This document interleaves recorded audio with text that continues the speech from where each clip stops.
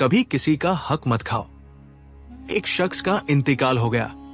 लोग जनाजा दफनाकर वापस जा रहे थे, लेकिन उसका बेटा अहमद कब्र के पास अकेला बैठा रो रहा था।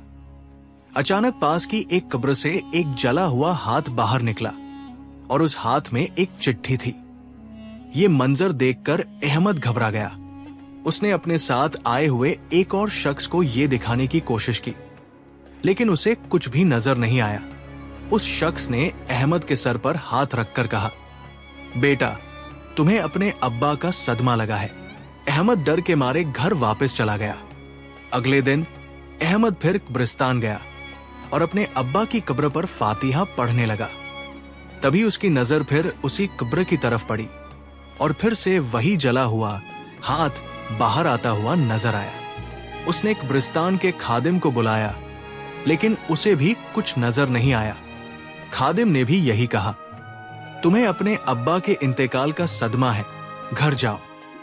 कुछ दिनों बाद जब अहमद फिर कब्रिस्तान गया तो उसने देखा कि उसी कब्र पर एक लड़का फूल रख रहा है। अहमद उसके पास गया और उससे पूछा, ये किसकी कब्र है? लड़के ने जवाब दिया, ये मेरे अब्बा की कब्र है। अहमद बोला, भाई, मेरे अब्बा की कब्र भी यही पास में है। मुझे तुमसे एक जरूरी बात करनी है। मैंने तुम्हारे अब्बा की कब्र से एक जला हुआ हाथ 2 बार बाहर आते हुए देखा है, और जब मैंने दूसरों को दिखाना चाहा तो वो हाथ किसी और को नहीं दिखा। क्या तुम जानते हो कि तुम्हारे अब्बा का किरदार कैसा था? जाहिर ने कहा, मुझे तो यही मालूम है कि वो बहुत अच्छे इंसान थे। अहमद बोला, तो फिर जरूर कुछ ऐसी बात है जो तुम नहीं जानते। जाकर अपनी अम्मी से पूछो। जाहिर घर गया और अपनी अम्मी से पूछा, अम्मी, अब्बा का किरदार कैसा था? अम्मी ने थोड़ी देर खामोशी के बाद कहा, क्या तुम्हें नहीं पता तुम्हारे अब्बा ने क्या किया था? जब जाहिर ने कब्रिस्तान का पूरा वाकया बताया तो उसकी अम्मी ने राज खोला। तुम्हारे अब्बा ने दादा की जमीन और जायदाद बेचकर उसका सारा हिस्सा खुद रख लिया था। अपने भाई बहनों को कुछ नहीं दिया। ये बहुत बड़ी गलती थी जो उनसे हुई। जाहिर ने सारी बात जाकर अहमद को बताई। अहमद बोला, इसका हल निकालना जरूरी है, चलो किसी काजी से मिलते हैं। जाहिर ने कहा, ठीक है, कल शाम को चलते हैं। और दोनों अपने अपने घर चले गए।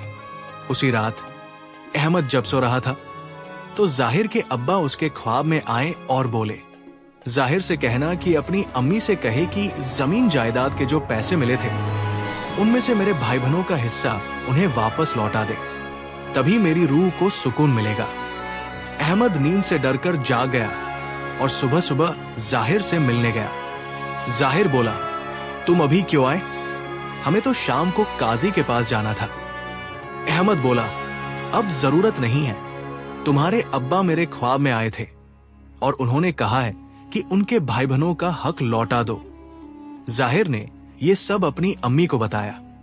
उसकी अम्मी ने अपने देवर और नंदों को बुलाया और उनका हिस्सा उन्हें वापस दे दिया। कुछ दिनों बाद अहमद फिर कब्रिस्तान गया। अपने अब्बा की कब्र पर फातिहा पढ़ी। फिर उसकी नजर जाहिर के अब्बा की कब्र पर पड़ी, मगर अब वो जला हुआ हाथ नजर नहीं आया। अब अहमद के दिल को सुकून मिला। सबक, इस किस्से से हमें ये सीख मिलती है कि कभी किसी का हक नहीं खाना चाहिए। अगर इंसाफ दुनिया में ना हो तो आखिरत में जरूर होता है।